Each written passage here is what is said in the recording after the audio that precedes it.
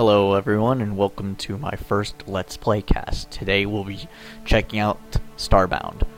Starbound is one of the most recent additions to the freeform creative Sandbox genre of games, and it's the closest game you can compare it to is Terraria.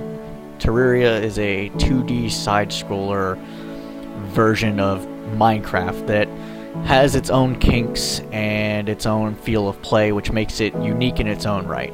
Starbound is kind of an evolution of Terraria, except it's not fantasy-based, it's in space, and there's other elements that make it unique and play differently. So let's check it out. As you can see, I've created several different characters already, but for the purpose of today's cast, we'll do a new character. Each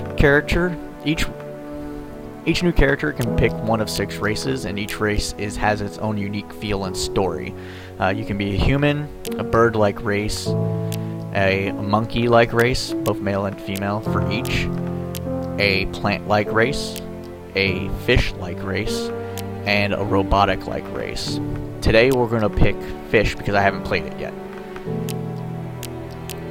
Let's go ahead and do female fish. As you can see, you can do several different colors, different kind of fin styles for this type of fish. Looks like the fish has kind of got a Far East feel to it with the clothing.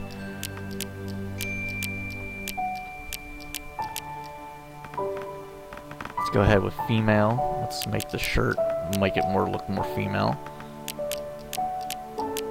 Let's both have red pants and a red skirt. There we go. That looks good. And there's different personality types. I'm not exactly sure what the personality types do. I just know that it makes your characters stand idly different. So let's go ahead and make it look like a quick draw, kind of like come at me personality.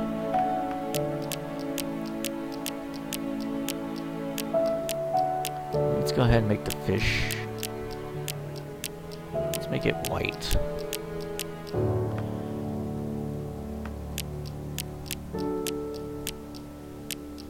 With a kind of yellowish belly color. And a black fin color, kind of like a shark, I guess.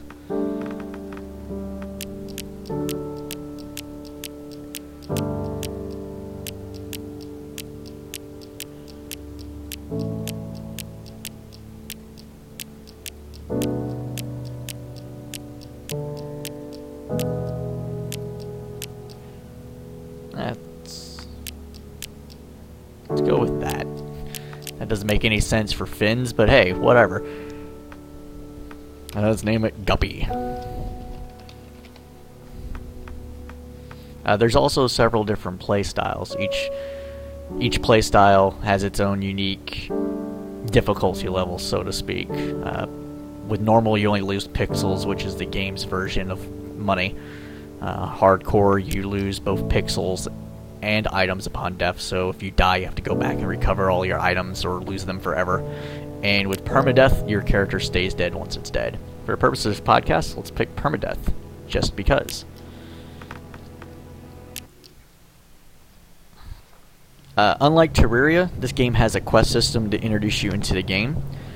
So fish out of water. You have been drifting in space for some time, unable to choose a planet to explore.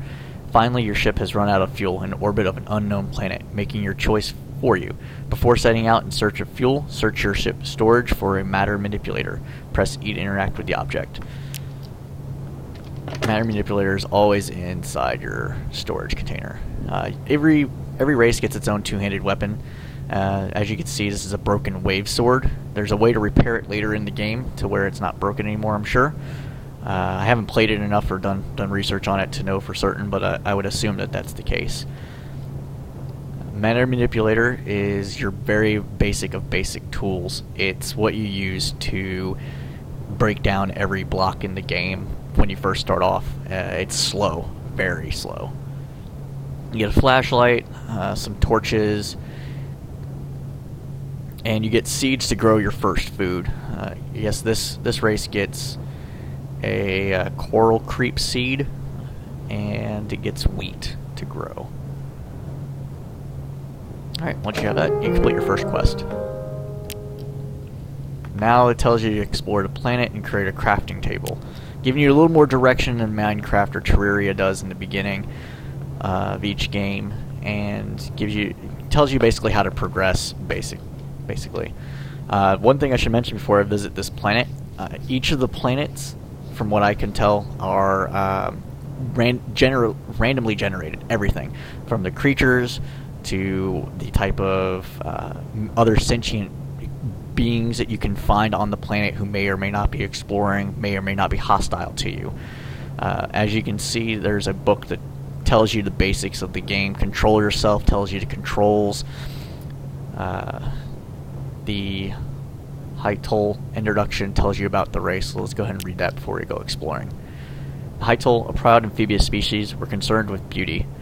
It's what drove them to the purest of perfection. Through the years of living under the ocean, they developed empathy towards all other species, with a strong desire to reach out and save all living things. So these are a very compassionate creature. They treat everybody naturally as friendly. As such, they were pacifists and herbivores, content to simply live in peace until one day they were forced out of their homes and off-world entirely by the dreaded Floran menace. So apparently these guys are at war with the plant-like creatures. Spread your peace. Dearest Hytol missionary, you have gone out into the great wide world to spread the glory of our species and help those less fortunate than ourselves. For this we thank you. May the Hytol spread peace throughout the universe. Be discerning. Be polite and remember Directive 0451. If you do not know what Directive 0451 is, then do not worry about it or ask about it. Just do your job, okay? So basically, spread peace.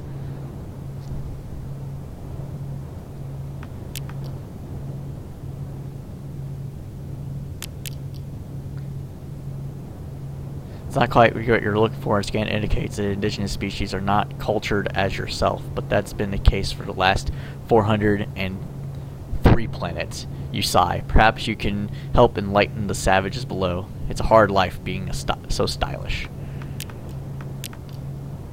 So let's go ahead and explore the planet.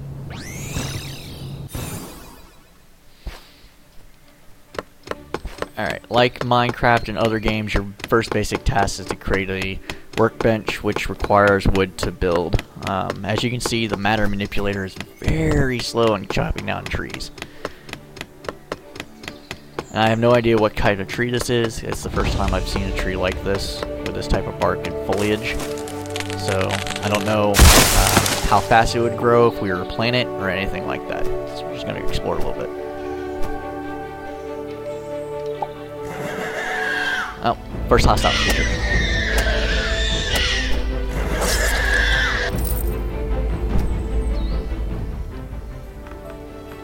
With plant fibers, you can make bandages, which are a basic healing component.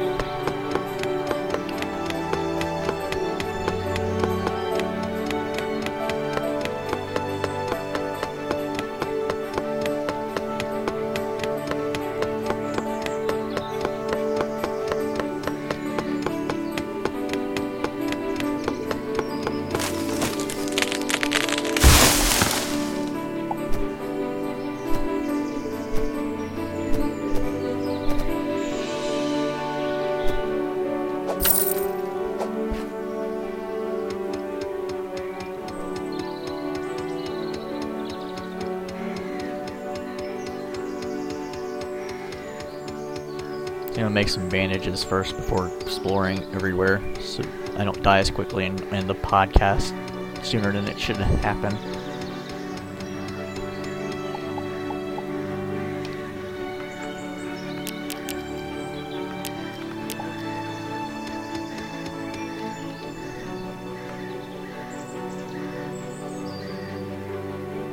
To harvest things, you simply go over to the item that you planted and press the use key, which by default is E, and you can usually get seeds, a piece of the food, and plant fibers from doing so.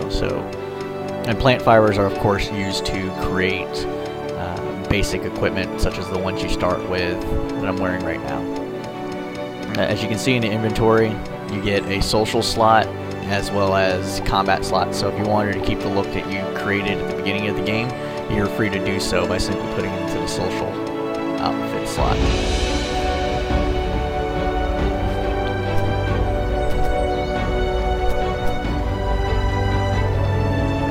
Unlike Terraria, you also get a block inventory slot, so you can put anything that you want to build with in the block inventory slot. You don't have to worry about your main slot just becoming full.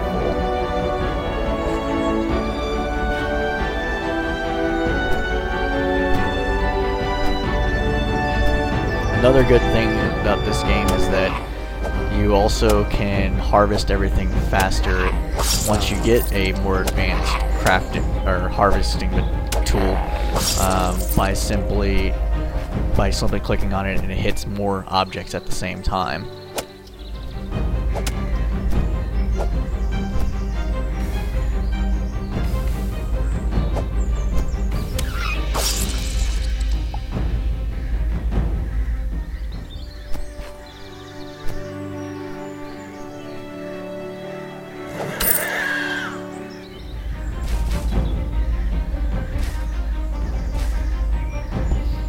Green water, of course, is poisoned.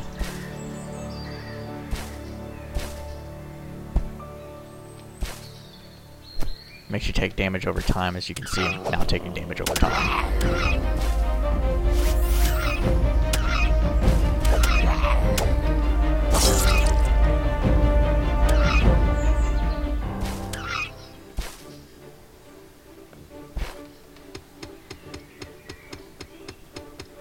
Alright, it's getting time to build a house already, so let's go ahead and set up base camp.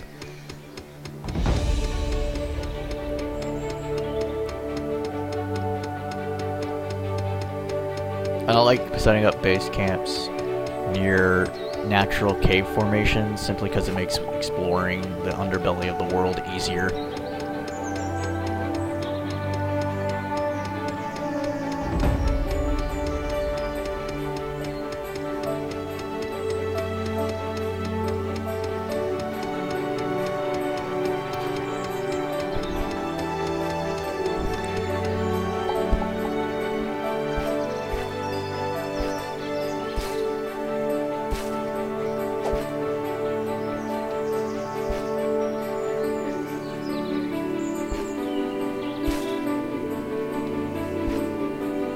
Oh, it looks like these guys are friendly, passive.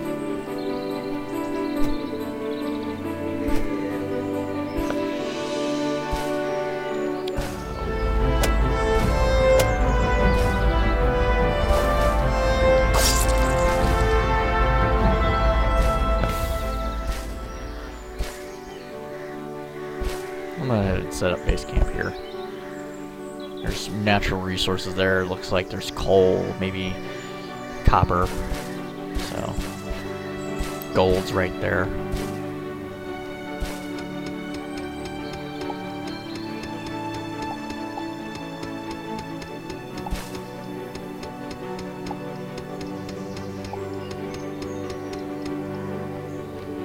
Another thing, unlike Terraria, you also get hungry in this game, so food's very important.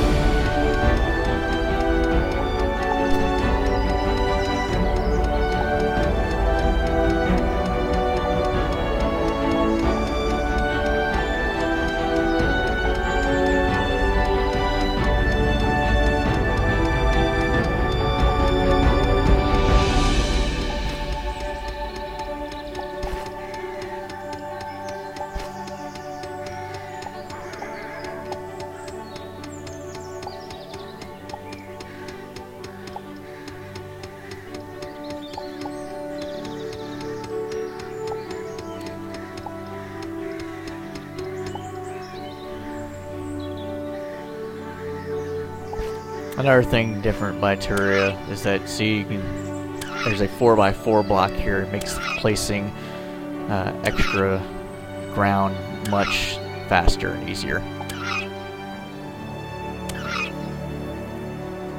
You can hold down to shift to make it a 1x1 block.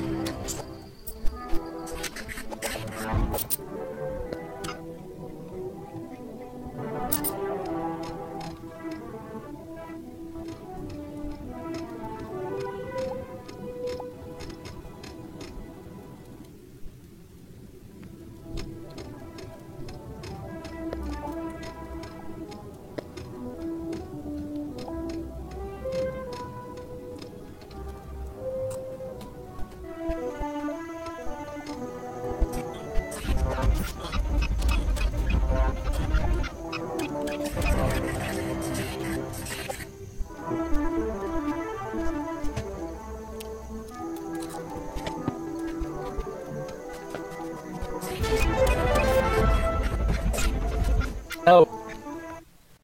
As you can see, I died, and with permadeath, there is no way for me to recover that character again, so it's dead. Hope you really enjoyed the adventure of Guppy, as short-lived as it was, and I highly recommend this game to anybody that likes freeform sandbox games. Even though it's in beta, there's still a lot to do.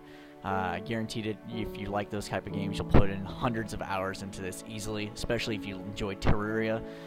This game is a lot like Terraria, but like I showed you, there's advancements and there's more to do. And it has multiplayer already, even though it's in beta. It's still good. It's still being developed, but I'm sure once it's developed, you'll be able to do things like create small armies and take over planets with your friends, make it from a PvE perspective, or you can do a PvP perspective where you can have friends on one planet and exploring and building their bases and doing whatever, and then while on another planet, some of your other friends are doing the same thing, and then you can battle each other for control of your planets or a mutual planet you both want. Or you can do something as simple and fun as playing a capture the flag mechanic with the hardcore play style. There's a lot to do. There's a lot going for this game. It's on sale on Steam right now. $15 gets you the access to the game today and all the features that are currently in it. I'm going to show you really quick what else there is in the game with one of this is Bella. I like the plant creatures, so I decided to play plant creature recently. And let's go on this planet. It's very basic, not very far into the game on this character. I quite amount of time with my other characters, but this one's pretty new. As you can see, I grew a little forest. While I was exploring this planet, there was other plant creatures on here, and they dropped these plant lights. They dropped a torture device of a sorts, and I was able to grow a farm and start wheat production so I can make bread and things.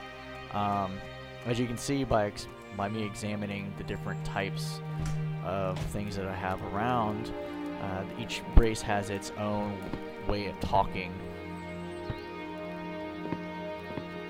And one of the things I didn't get to show you while playing through the playthrough was the fact that on your ship you have a 3D printer. Now, this thing can't be used to copy resources. They want that to, you actually have to search for those. But once you create something, anything from like a light to like a table or something, you can come in here and you can go through your 3D printer and print off a new copy of it just for cash, just for pixels. So there's the game. And like I said, hope you enjoyed this podcast, or this Let's Play cast, and I hope to see you again next time.